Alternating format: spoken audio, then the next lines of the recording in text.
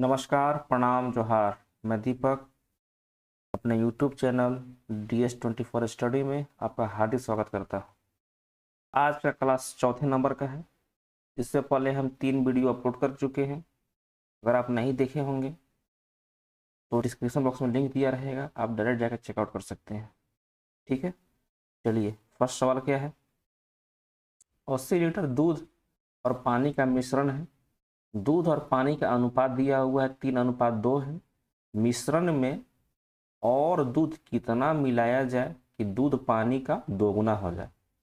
ठीक है, मतलब एक मिक्सचर है जिसका क्वांटिटी दिया हुआ है 80 लीटर।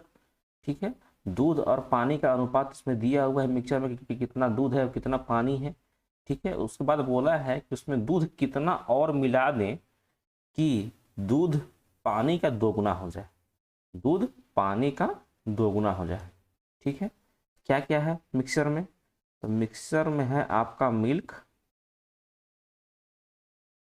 और वाटर। ठीक, कितना दिया हुआ रेशियो? पहले दूध का दिया हुआ है 3 और वाटर का 2। ये आपका रेशियो दिया हुआ है। ठीक है, जो कि मिक्सचर का भी रेशियो है, यानी 3 2 5। 5 का वैल्यू कितना दिया हुआ है? क्योंकि 5 यही ना है, मिल्क और वाटर दोनों का रेशियो दिया हुआ है। ठीक है, और दोनों मिला के 80 लीटर है, तो 5 का वैल्यू आपका 80 लीटर आया। तो एक का वैल्यू कितना आ जाएगा? एक का वैल्यू आपका 16 आ जाएगा। ठीक है, उसके बाद मिल्क कितना हो जाएगा? एक का वैल्यू 16, तो 3 रेशियो का वैल्यू कितना? 48 लीटर। ठीक है, यानी कहने का मतलब आपका मिल्क जो है 48 लीटर का आ जाएगा। वाटर कितना आ जाएगा? वाटर आपका 32 लीटर हो जाएगा। कहने का मतलब है कि 80 लीटर टोटल क्वांटिटी था मिक्सर का, जिसमें से 48 लीटर आपका तो मिल्क हो जाएगा और 32 लीटर आपका वाटर हो जाएगा। ठीक है, अब आपको बताना है इस मिक्सचर में कितना दूध हम और ऐड करें, कितना डालें कि वह पानी का दोगुना हो जाए। पानी का दोगुना करना है। ठीक है, तो पानी मेरा 32 लीटर है। पानी मेरा 32 लीटर है। ठीक है, तो दूध को 64 होना पड़ेगा, तभी तो दोगुना होगा पानी का। ठीक है, तो मेरा अभी 48 लीटर है, हमको 64 लीटर करने के लिए क्या करना पड़ जाएगा? उसमें हमको प्लस 16 लीटर दूध ऐड करना पड़ेगा। वही तो पूछा है कि मिश्रण में दूध कितना और मिला है, तो दूध आपको और 16 लीटर मिलाना पड़ेगा, तब जाके दूध आपका पानी का दोगुना हो जाएगा। ठीक है, ऑप्शन नंबर बी। ठीक है, कोई दिक्कत, कोई परेशानी? चलिए ठीक है, चलिए आगे चलते हैं। सेकंड नंबर क्या है? कैटरीना कैफ चावल खरीदने के लिए मार्केट जाती है, परंतु चावल का भाव पहले से 20% बढ़ गया था। तो कैटरीना पहले से कितना प्रतिशत चावल कम खरीद कर लाए ताकि खर्चा पहले के बराबर रहे? सवाल अच्छा है, लेकिन जितना बड़ा क्वेश्चन दिख रहा है ना, उतना बड़ा इसका सॉल्यूशन है नहीं। सॉल्यूशन मात्र इसका 2 लाइन का है, लेकिन इसके पीछे कॉन्सेप्ट है। तो पहले आपको कॉन्सेप्ट बताते हैं, उसके बाद इसका ट्रिक। ठीक है, आपको मान लीजिए कि कैटरीना कैफ का हस्बैंड है विकी कौशल।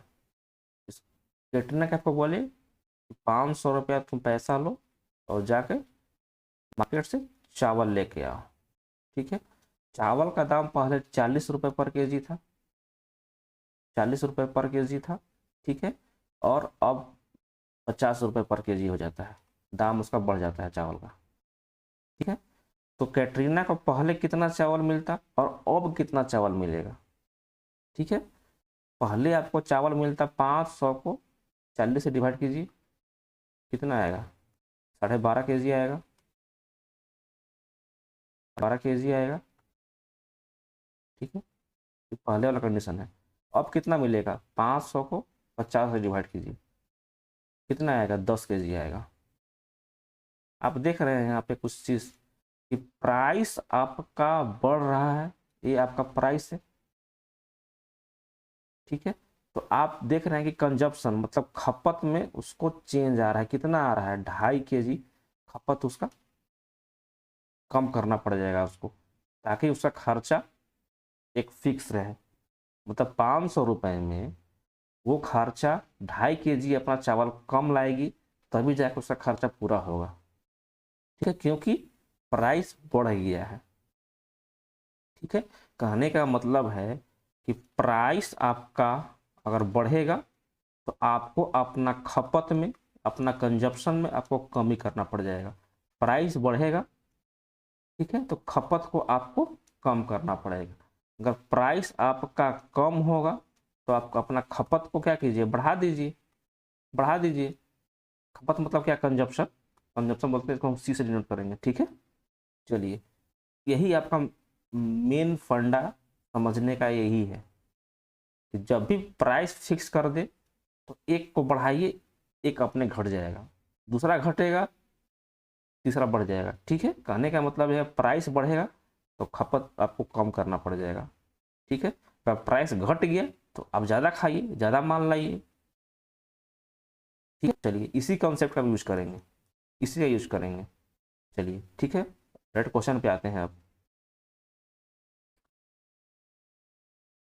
क्या था, चावल का अभाव पहले से 20% बढ़ा दिया गया है।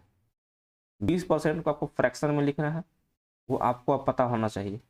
20% को हम फ्रैक्शन में 1/5 लिखेंगे, बढ़ाया गया है तो +1 करेंगे। ठीक, चलिए पहले हम बिफोर का कंडीशन लेते हैं, बिफोर, और एक नाउ मतलब अभी वाला कंडीशन। प्राइस का रेशियो ले लेते हैं, प्राइस मतलब मूल्य, और एक क्या है, कंजप्शन मतलब खपत। ठीक है, प्राइस आपका क्या है, 5 मान लेते हैं। ठीक है, पहले 5 था, एक बढ़कर 6 हो जाता है। अब पहले प्राइस 5 था और अब 6 हो गया। तो आपको कुछ नहीं करना है, क्या करना है आपको, जब भी खर्चा बराबर रहे ना, तो आपको बोले थे कि एक दूसरा का अपोजिट होता है, एक बढ़ेगा तो एक घटेगा। ठीक है, तो आपको यहाँ पे 6 पुट करना है, यहाँ पे 5 पुट कर देना है डायरेक्ट। ठीक है, चलिए, कितना घट रहा है कंजप्शन, मतलब खपत आपका कितना चेंज हो रहा है। खपत पहले मेरा 6 था, अब खपत मेरा 5 हो जाएगा। ठीक है, ये तो पूछा है कि कैटरीना पहले से कितना प्रतिशत चावल कम खरीद कर ला। चावल कम खरीद के लाना मतलब खपत उसका कम करना है, मतलब चावल वो कम खाएगी, कम लाएगी कि चावल खरीदे तो कम ही खाएगी। ठीक है, तो पहले 6 kg लाती थी, अब 5 kg लाएगी। ठीक है, कितना केजी का कमी हुआ, 1 kg का, 1 kg की कमी हुआ।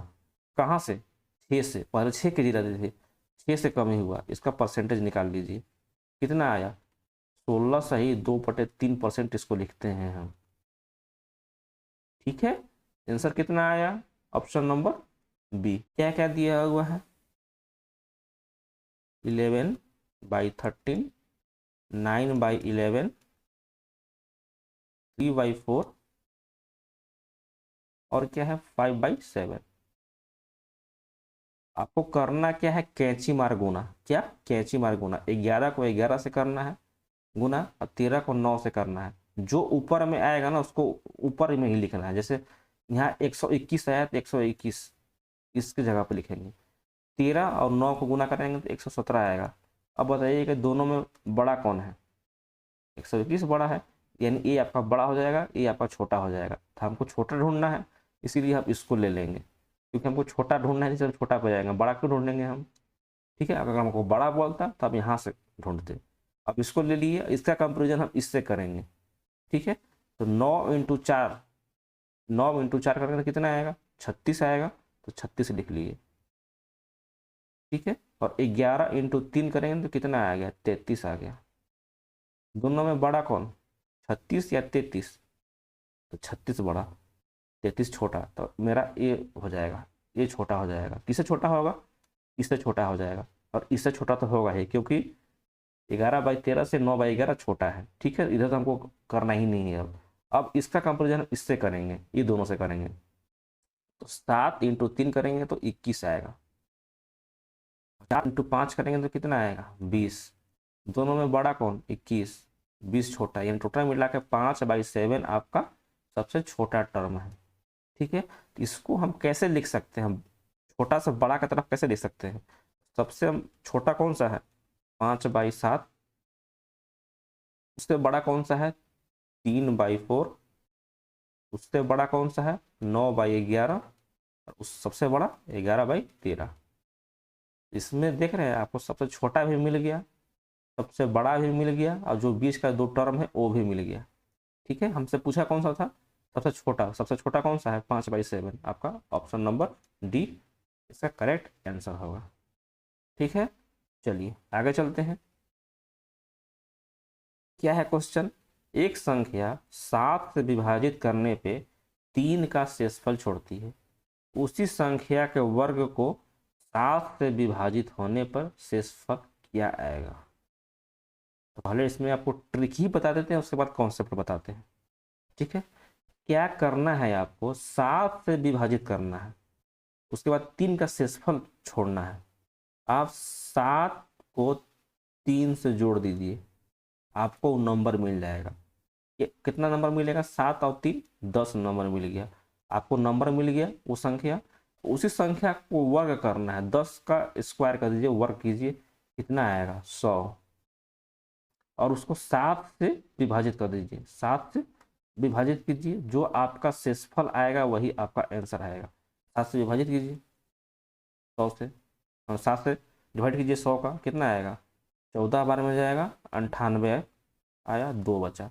तो यही ना आपका शेष है, 2 आपका शेष आ गया, बस यही आपका आंसर है। ये पता है ना कि भाज्य बराबर क्या होता है? भाज्य बराबर भाजक इंटू भागफल और जोड़ शेष होता है। आपका 7 क्या है? 7 भाजक है, 100 क्या है? भाज्य है, 14 क्या है? भागफल है, और 2 क्या है? शेष है। आप पढ़े होंगे ना जी, आपको भी बताना पड़ेगा कि क्या है। 3 तो चल जा, भाज बराबर भाजक इंटू भागफल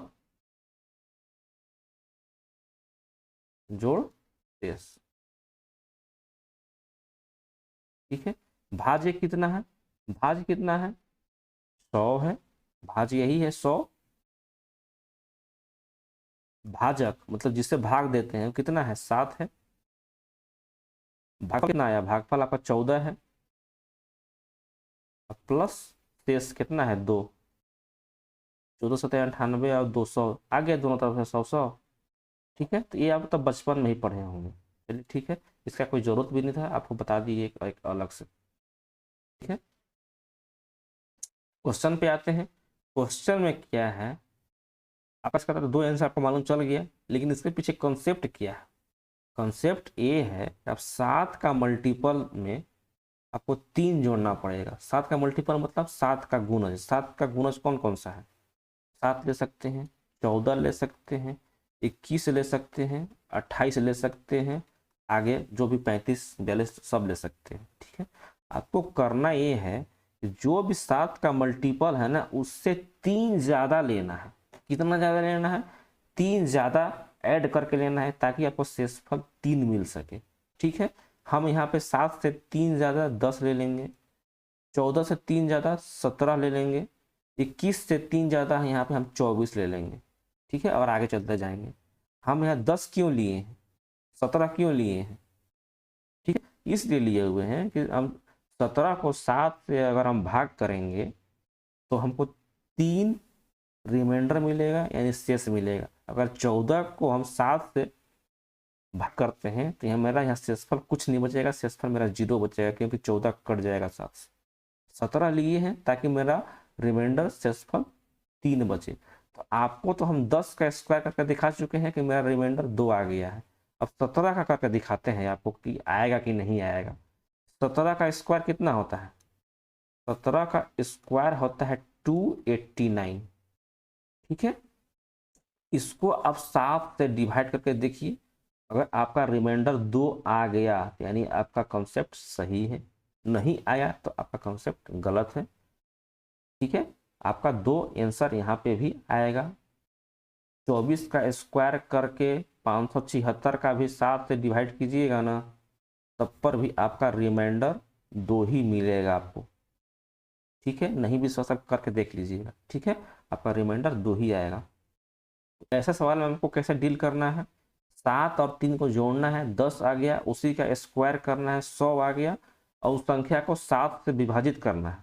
बोला है 7 से विभाजित कीजिए, उसके बाद शेषफल निकालिए, 7 से इसको डिवाइड कर दीजिए, शेषफल मेरा 2 आ गया। ठीक है, चलिए आगे चलते हैं। 40 से 150 के बीच कितनी संख्या ऐसी हैं जो कि 7 से पूर्णतः विभाजित है। 7 का मल्टीपल निकालना है 40 से 150 के बीच। 40 से 150 के बीच 7 का मल्टीपल कितने होंगे वो निकालना है। ठीक है, तो 40 के बाद पहला टर्म कौन सा है जो कि 7 का गुणज है, तो पहला टर्म तो आपका 42 हो जाएगा, 42।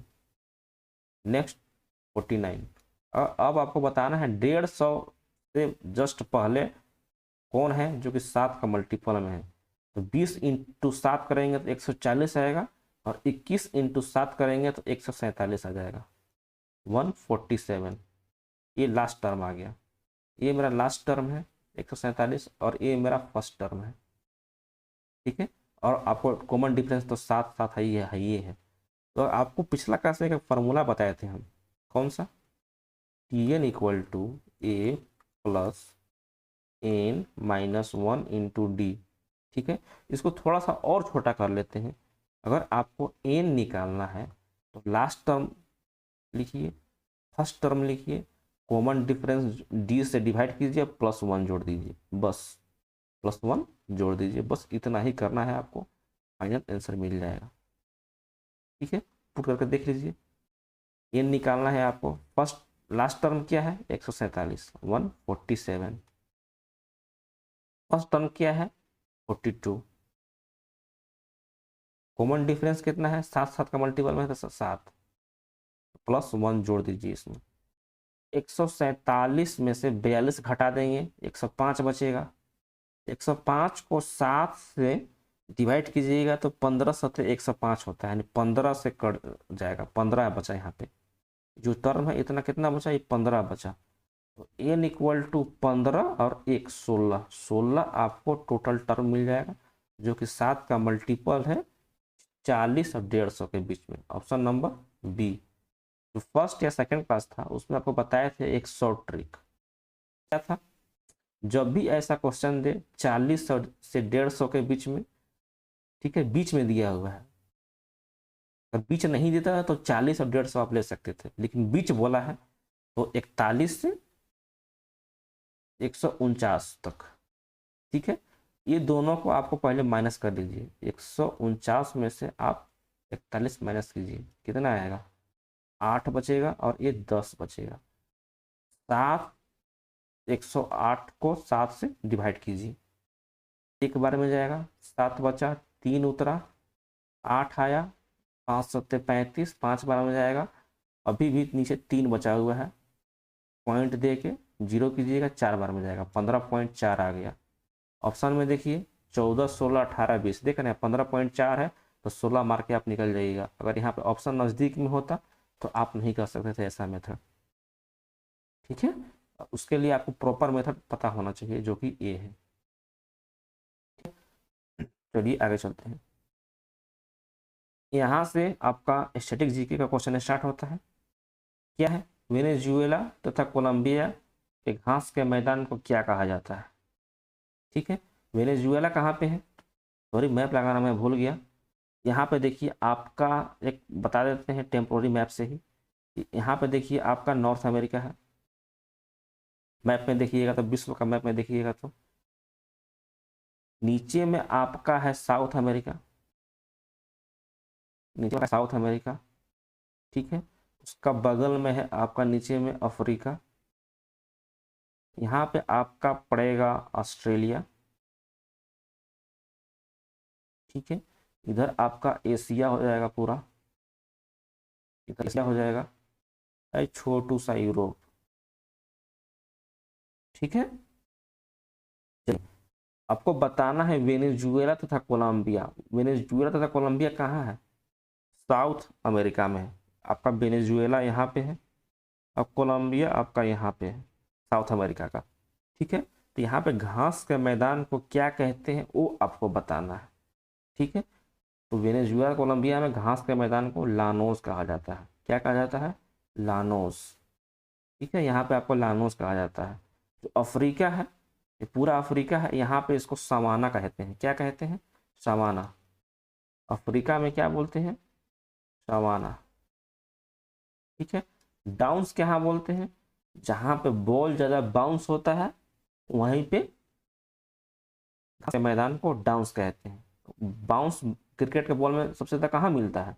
ऑस्ट्रेलिया, या ऑस्ट्रेलिया है। तो आप लिखिएगा क्या आप है? ऑस्ट्रेलिया। जहाँ पे बॉल को सबसे ज़्यादा बाउंस मिलता है वहीं पे घास के मैदान को डाउन्स कहते हैं। पंपास नहीं होगा, ये पंपास है।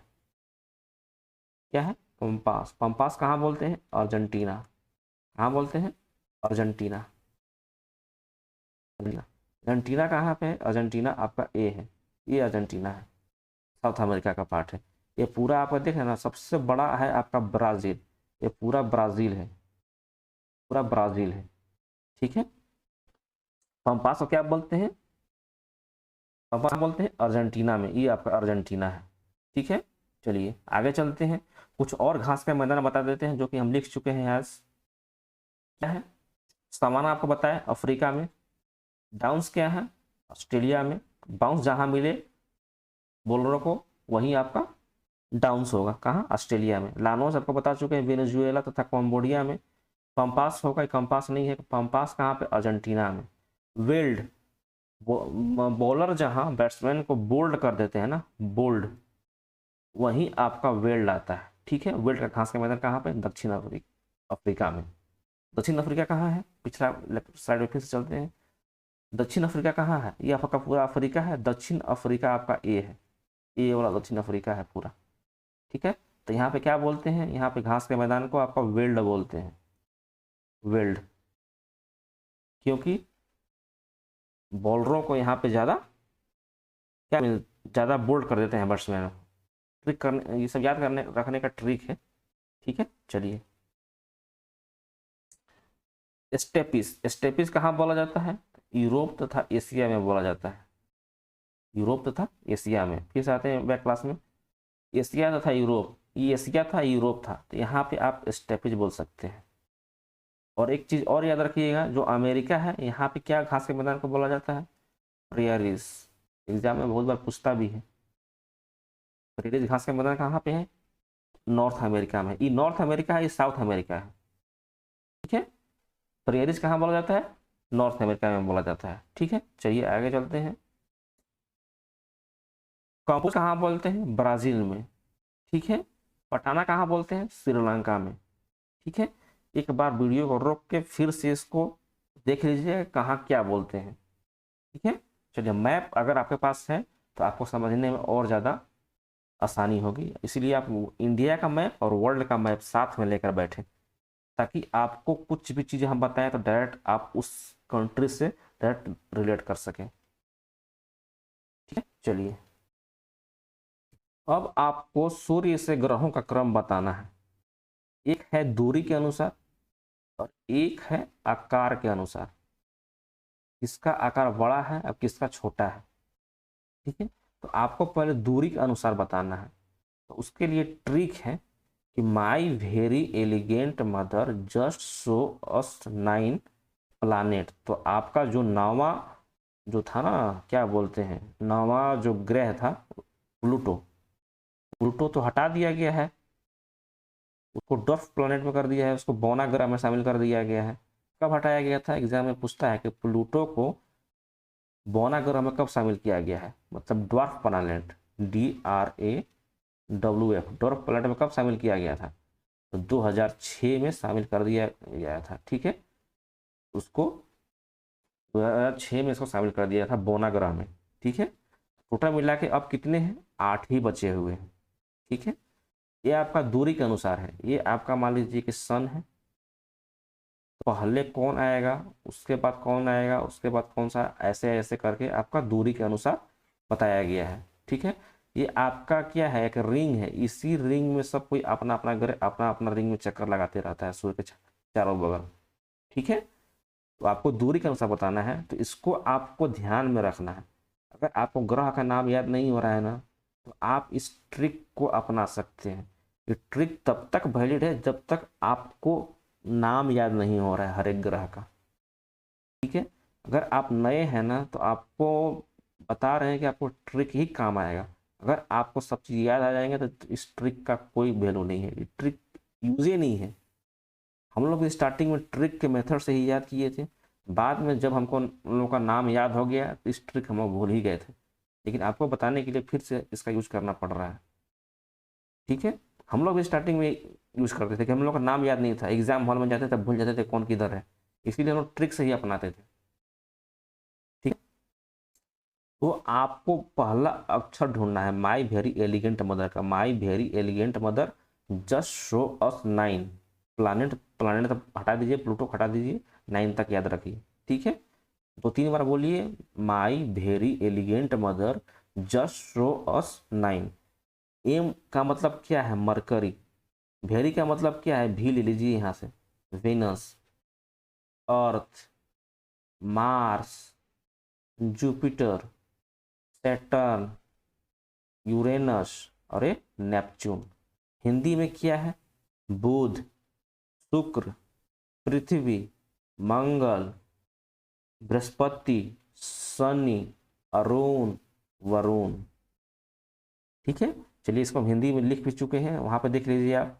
क्या है, फर्स्ट क्या है, सबसे पूछता है कि सूर्य से सबसे नजदीक का ग्रह कौन सा है, क्या बताइएगा, बुध, मरकरी, और सबसे दूर का कौन सा है, नेपच्यून, वरुण।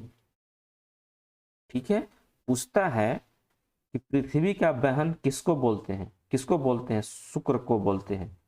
शाम का तारा, भोर का तारा किसको बोलते हैं, शुक्र को बोलते हैं। सबसे चमकीला ग्रह कौन सा है, शुक्र है। सबसे गर्म ग्रह कौन सा है, शुक्र है। सबसे गर्म ग्रह क्यों है, क्योंकि वहां पे आपका कार्बन का मात्रा ज्यादा पाया जाता है। कोई भी चीज हो जहां कार्बन का मात्रा ज्यादा पाया जाएगा ना, वो उसका हॉट से रिलेटेड, मतलब वहां पे आपको गर्मी पाया जाएगा। जहां भी कार्बन का मात्रा ज्यादा रहेगा वहां गर्मी आपका ज्यादा रहेगा। ठीक है, उसके बाद क्या है, मरकरी के बाद शुक्र है, पृथ्वी है, मंगल है, बृहस्पति है, शनि है, यूरेनस है, वरुण है। यूरेनस को क्या बोलते हैं, अरुण। क्या बोलते हैं, अरुण। नेपच्यून क्या बोलते हैं, वरुण। ठीक है, ये तो आपका दूरी के अनुसार है। आप तो याद रखिए, बुध, शुक्र, पृथ्वी, मंगल, बृहस्पति, शनि, अरुण, वरुण, ये आपका दूरी के अनुसार हो जाएगा। अब आपको आकार के अनुसार बताना है, आकार के अनुसार सबसे बड़ा कौन और सबसे छोटा कौन। ठीक है, तो ये आपका जो ऊपर का जो 4 है ना, इसको आप भूल जाइए, हम कलर चेंज कर लेते हैं। ये जो ऊपर का है इसको आप 4 को भूल जाइए, आप नीचे से इसको डायरेक्ट कर दीजिए। जुपिटर आपका फर्स्ट नंबर पे आएगा, मतलब बृहस्पति फर्स्ट नंबर पे, यूरेनस आपका दूसरे नंबर पे, यूरेनस बोला, सैटर्न दूसरे नंबर पे, यूरेनस तीसरे नंबर पे। ठीक है, नेपच्यून चौथे नंबर पे। इधर से आपको याद रखना है डायरेक्ट। 5वें नंबर पर कौन सा आएगा, पृथ्वी। ठीक है, 6ठे नंबर पर वेनस शुक्र, 7वें नंबर पे आपका आएगा मंगल, और 8वें नंबर पर आएगा आपका बुध। पूछता है कि सबसे छोटा ग्रह कौन सा है, क्या बताइएगा आप, आकार में सबसे छोटा ग्रह कौन सा है, क्या बताइएगा। 8वें नंबर पर कौन सा है, बुध। सबसे बड़ा ग्रह कौन सा है, जुपिटर। ठीक है, तो याद करने का मेथड क्या है, जब भी आकार में पूछे ना, तो ऊपर वाला का भूल जाएंगे, 4 गो के हम नीचे 4 गो का देखेंगे। सबसे बड़ा कौन सा है, जुपिटर है, बृहस्पति है, सैटर्न यानी शनि है, यूरेनस है, और वरुण है। ठीक है, उसके बाद 4 को हमको याद हो गए, उसके बाद सीधे हम ऊपर आएंगे और डायरेक्ट पृथ्वी पे जाएंगे हम। ठीक है, पृथ्वी पे जाएंगे, उसके बगल में शुक्र है, क्योंकि पृथ्वी के बहन किसको बोलते हैं, शुक्र को बोलते हैं, इसीलिए शुक्र को उसका बगल में रखेंगे, 6ठे स्थान पर रखेंगे। उसके बाद क्या है, हम 7वें नंबर के लिए मंगल को रखेंगे, और लास्ट में जाके हम बुध को रखेंगे। ठीक है, कोई दिक्कत, कोई परेशानी नहीं ना। चलिए अगर इसके लिए चलिए आपको हम फिगर भी दिखा देते हैं इसका। देखिए लिख भी चुके हैं, आकार के अनुसार सूर्य से दूरी। सबसे पहले क्या है, बृहस्पति, लगातार आपको 4 यहाँ तक आ गए, ठीक है। उसके बाद पृथ्वी का आना है, फिर शुक्र का आना है, फिर मंगल का आना है, लास्ट में बुध का आना है। सबसे छोटा, देखने में सबसे छोटा कौन सा है, बुध।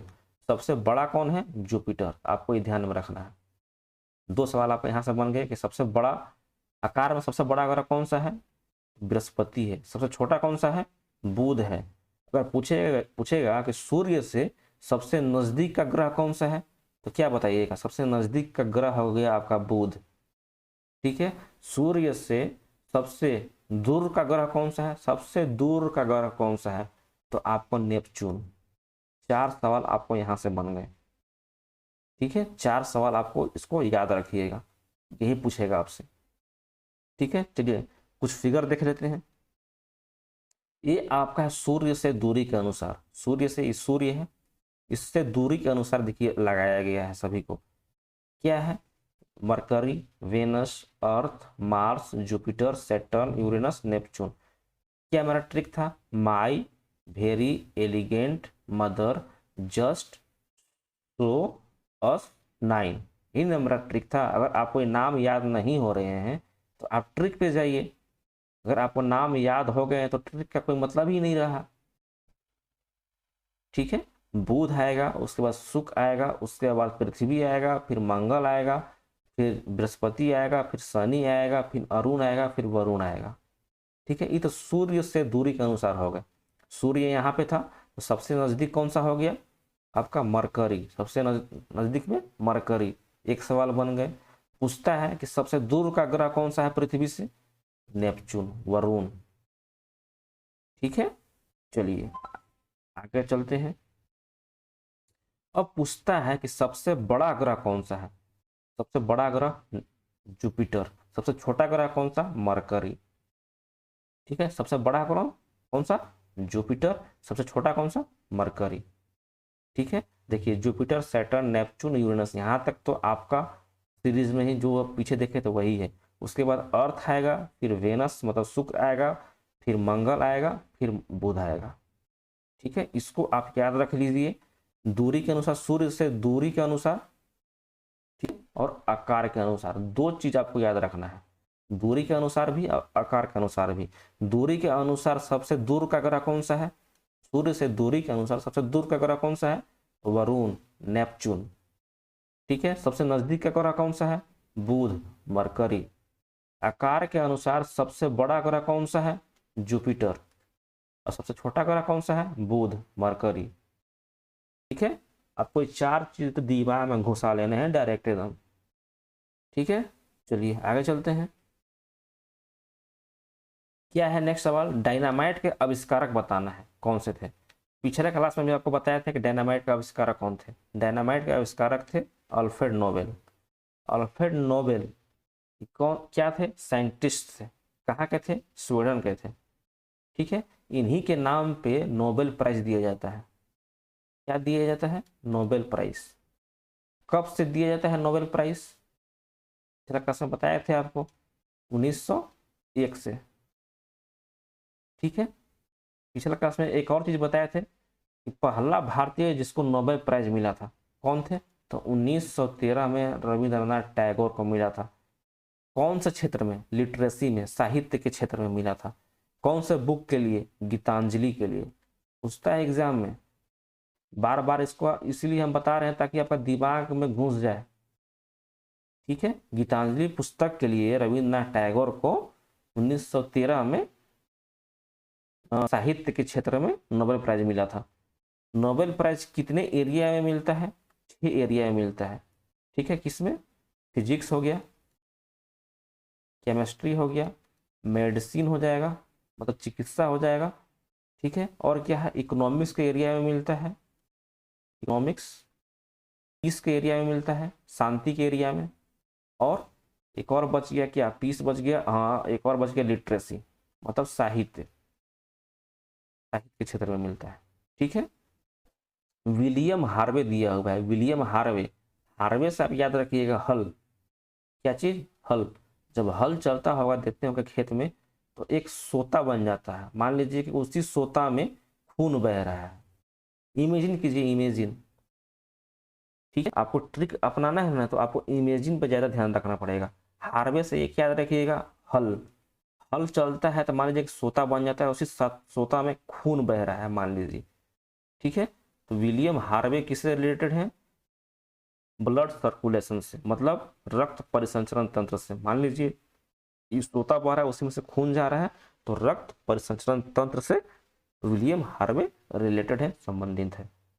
ठीक है, रदरफोर्ड किससे संबंधित है? तो रदरफोर्ड आपका न्यूक्लियस से संबंधित है, न्यूक्लियस।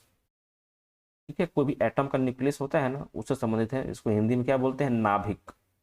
ठीक है, मैडम क्यूरी क्या है? मैडम क्यूरी है आपका रेडियम के आविष्कारक है। रेडियम। रेडियम कैसा मटेरियल है? रेडियो एक्टिव मटेरियल है। कैसा मटेरियल है? रेडियो एक्टिव है। ठीक है, रेडियम का पिछला क्लास में आपको एटॉमिक नंबर बताया था, कितना था? 86। 86। मैडम क्यूरी एक ऐसी साइंटिस्ट थी जिसको कि फिजिक्स एंड केमिस्ट्री दोनों के लिए नोबेल प्राइज मिल चुका है। ठीक है, फिजिक्स और केमिस्ट्री दोनों विषय के लिए मैडम क्यूरी को नोबेल प्राइज मिल चुका है। ठीक है, इस बात को आप ध्यान में रखिएगा। चलिए कुछ और आविष्कारक का नाम याद कर लेते हैं फट से। क्या? J L Baird. J L Baird क्या है?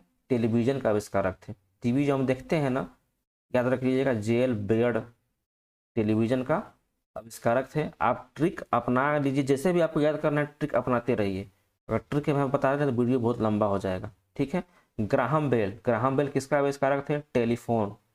ठीक है, गुटेनबर्ग किसका थे? Printing press. कहाँ का था? ये पुर्तगाल का था।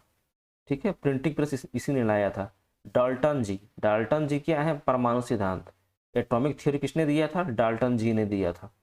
ठीक है, जेम्स चैडविक। ये आपको तीनों याद रखना है, तीनों के तीनों आपको याद रखना है। ठीक है, थॉमसन न्यूट्रॉन नहीं होगा, यहाँ पर इलेक्ट्रॉन हो जाएगा। ठीक है, इलेक्ट्रॉन, ये इलेक्ट्रॉन है। ठीक है, इसके लिए एक ट्रिक हम लोगों ने स्टार्टिंग में सीखा था, ईंट पर नाच। क्या? ईंट पर नाच। ठीक है, ईंट मतलब क्या है?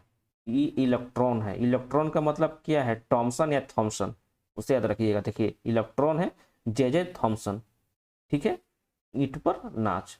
पर क्या है? पर मतलब प्रोटॉन। प्रोटॉन का मतलब क्या है? रदरफोर्ड। ये रदरफोर्ड भी इसको आप बोल सकते हैं। क्या बोल सकते हैं? रदरफोर्ड या फिर गोल्डस्टीन। क्या बोलते हैं उसको? गोल्डस्टीन। जो आपका ये लिखा हुआ है, तो प्रोटॉन आप दोनों याद रखिएगा, कुछ भी दोनों में ऑप्शन दे देगा, या तो फिर गोल्डस्टीन देगा या फिर रदरफोर्ड दे देगा। ठीक है, इसीलिए प्रोटॉन रदरफोर्ड। नाच, इन का नौ का मतलब क्या है? न्यूट्रॉन। क्या है? न्यूट्रॉन। और च का मतलब क्या है? चैडविक। देखिए जेम्स चैडविक, न्यूट्रॉन चैडविक। ठीक है, तो आप ऐसे भी याद कर सकते हैं ट्रिक के। ईंट पर नाच इस आप एग्जाम में नहीं भूलिएगा। हाँ, अगर आप नए हैं तब, आप पुराने हो गए हैं तो आपको कोई जरूरत नहीं है ट्रिक का। ठीक है, जेम्स चैडविक, क्योंकि ऐसा ऐसा नाम है ना कि नाम ही याद नहीं होता है, कैसे पकड़िएगा। ठीक है, इसीलिए ईंट, ईंट का मतलब इलेक्ट्रॉन, थॉमसन या टॉमसन। प्रोटॉन रदरफोर्ड या गोल्डस्टीन। नौ का मतलब न्यूट्रॉन, किसे? चैडविक। ईंट पर नाच, डायरेक्ट तीनों का याद हो गया हमको।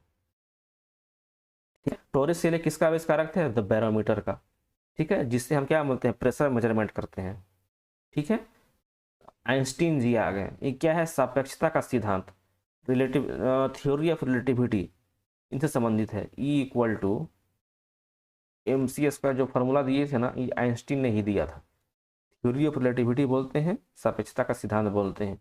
जेम्स वाट, इन्होंने भाप इंजन का आविष्कारक थे। ठीक है, जितना हम लिख चुके हैं ना, इस सब आपका एक बार रट लीजिएगा इसको। आप रटते जाइए, मैं बता रहा हूँ। केवल आप वीडियो देख ले रहे हैं ना, उससे आपका फायदा नहीं होने वाला है। आप रटते जाइए, उसके बाद देखिए 1 महीना तक आप केवल रटिए ना, 1 महीने के बाद देखिए आपका प्रोग्रेस कितना होता है। ठीक है, मात्र 1 महीना समय दीजिए। चलिए आगे चलते हैं।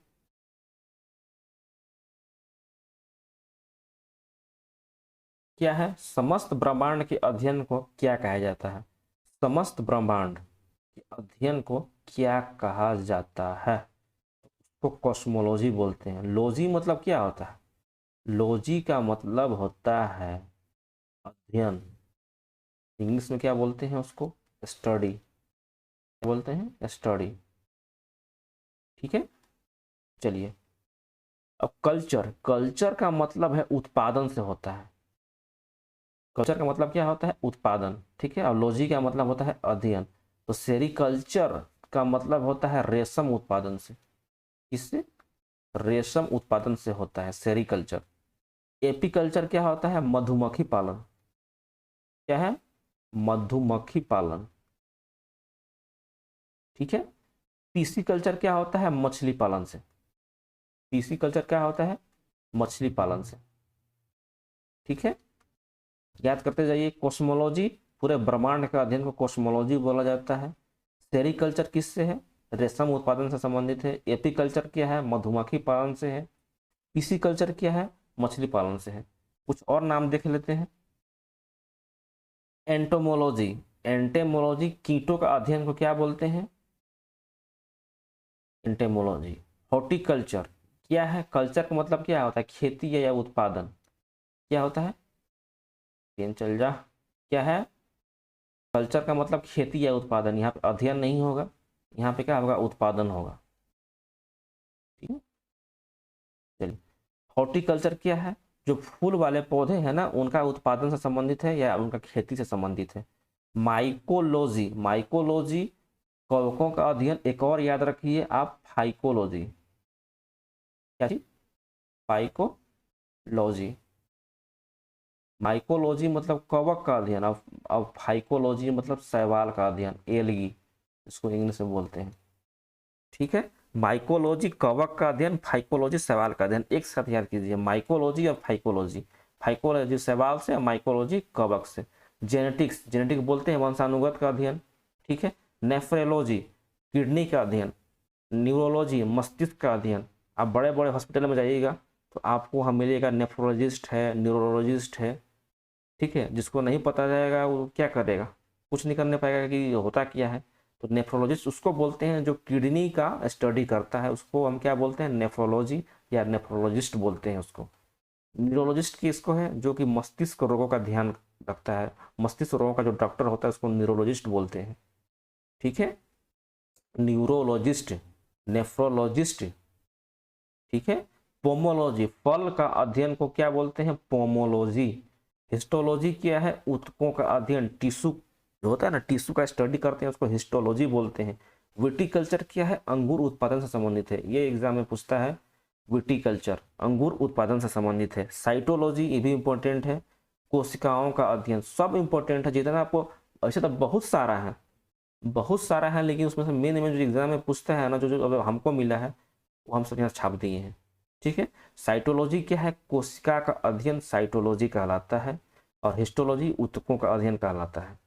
ठीक है, चलिए आज के लिए हम यहीं पे रहने देते हैं। अगर वीडियो आपको पसंद आया होगा तो क्या करना है आपको पता है अच्छी तरह से।